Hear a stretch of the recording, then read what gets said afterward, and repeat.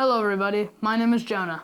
Hello everybody, my name's Lilah, and welcome to Jonah and Lilah's Great Big South African Adventure.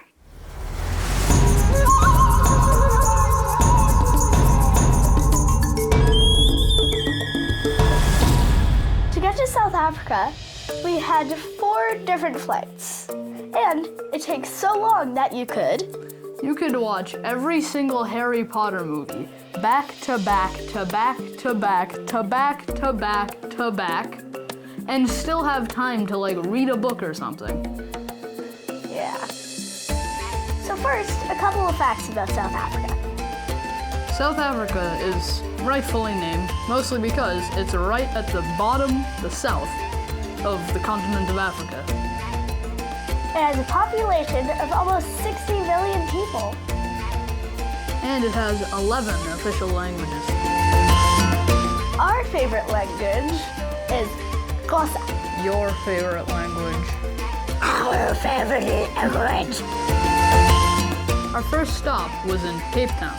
It's a city of almost 3 million people. The part that we loved the most was probably the incredible beaches and Table Mountain. We went all the way to the top of Table Mountain with a cable car. A cable car is a thing that could take around 50 people to the top of Table Mountain while it's spinning around. So you get to see every single spot of Table Mountain.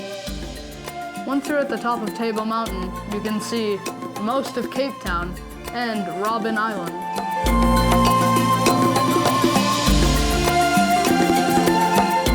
South Africa is very different to Canada. South Africa doesn't have dollars as we know it. It has rands, and 100 rand scales to roughly $10. However, the cost of living in South Africa is much lower than here. So usually things at the grocery store would be much less than around here. So now let's talk about the temperature. While you guys were over here freezing at -30, the average temperature in South Africa was around +30. Because when it's winter here, in South Africa, it's summer. Schools in South Africa are much different too. In South Africa, you usually have to wear a uniform. When school ends, you don't usually go home as we know it. You can go to play sports, and those sports consist of track and field, athletics, and triathlons. Oh, and swimming. And a nice little thing I learned was archery. I learned it at my cousin's school. Now let's talk about driving.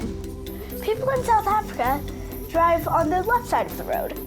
So basically, things are almost the exact opposite. Whenever we were supposed to turn a corner, my father accidentally put on his windshield wipers instead of turning on the indicator. Houses in South Africa are also much different. Usually there isn't a basement, and there's usually 2 stories. And a nice thing that we don't have in Canada that they have is a little indoor barbecue area. You could literally have a barbecue inside your house. The roads in South Africa are also kind of crazy. You could just be taking a little drive, and then all of a sudden 15 baboons just come running out of a bush, and they go on the road and they get in your way. One of the most difficult things about living in South Africa now is load shedding. For about 9 hours a day at random intervals in the day, the power just goes out. You could be reading a book or playing chess, and then suddenly, black. The reason that it actually happens is because the South African government isn't spending money on keeping the power up to date. So lots and lots of houses have solar panels because they're trying to live off the grid. Now, let's talk snacks. South Africa has a thing called biltong instead of beef jerky, and it's quite a lot healthier because it doesn't have any sugar in it. Wait, I want to say one thing. The man up here editing all of this loves that. South Africa has a really nice soda type thing. It's called Grape Tizer, and it's basically just fizzy grape juice. But I prefer the apple version. The first place we stayed in was a thing called a thatch roof cottage. Thatch is basically a bunch of twigs and grass for a roof.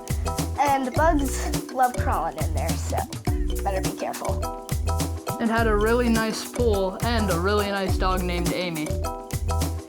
We splashed around the pool with her a little, so that was fun. And there was also a bunch of chickens running around in the yard. And we also went on some wonderful road trips. The first one that we did, we went to the Cape Town Aquarium where they had a ton of big sharks. And crazy looking jellyfish.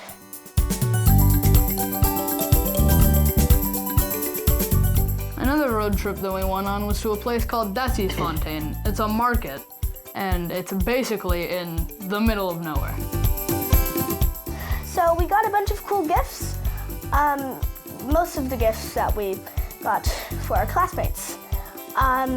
We got earrings, spices, and we almost bought all of the fudge. Another road trip that we went on was to a place called Cape Point, which is at the very tip of the Cape Peninsula. I would strongly suggest that you do not wear a hat because it is very, very windy and that thing will fly right off your head. Almost everywhere in South Africa, you'll find these cool little roadside stalls which sell a lot of things. And the people there are very good at negotiating. We came there and we didn't want to buy anything, but we ended up buying like at least one thing from every single one of them. I got this thing at one of those little stall things. Also, where I got this little draft carving here, and this little tiger's eye, it's sort of like a rock. So that's nice. And now the main reason why we wanted to go to South Africa. The animals. Now let's start with all the ocean animals that we saw. We went to the beach and saw 3 dolphins doing backflips in the waves, and that was awesome. And in the harbor, there was these 2 stingrays that were just cruising around. We also saw a giant crab on the beach. And one beach we went to, it was a beautiful day, and when we got there were thousands of pink, quite big jellyfish. The jellyfish didn't sting, but unfortunately, I got stung by a blue bottle. As you probably could guess, it stung pretty bad, and it left a little mark, but it's not really there anymore. And the cool thing about South Africa is that on the beach there's these aloe plants, and if you squish their leaves onto a jellyfish sting, then it can heal it. Another road trip we did was going to the wine country in Stellenbosch. We stomped grapes, and we also learned how a wine farm works. We saw how the grapes got destemmed and crushed. And we even got to taste some of the juice. Non-alcoholic. Then we saw the huge barrels that it got stored in. Each barrel is worth 15,000 rand, which is around 1,500 Canadian dollars. Now, let's talk about the safari. We went to Aquila Game Reserve, which is a place 2 hours north of Cape Town. You drive around the huge skate park in an open Land Rover. So you could basically just reach out and touch an elephant if you wanted. Although that's probably not a good idea. I saw how they went after those bananas. We drove for almost 2.5 hours, and we have a list of all the incredible animals that we saw. Baboons. Eland, which is around the size of a moose. Hippos. Elephants. Springbok. Hemsbok. Zebras. White rhinos.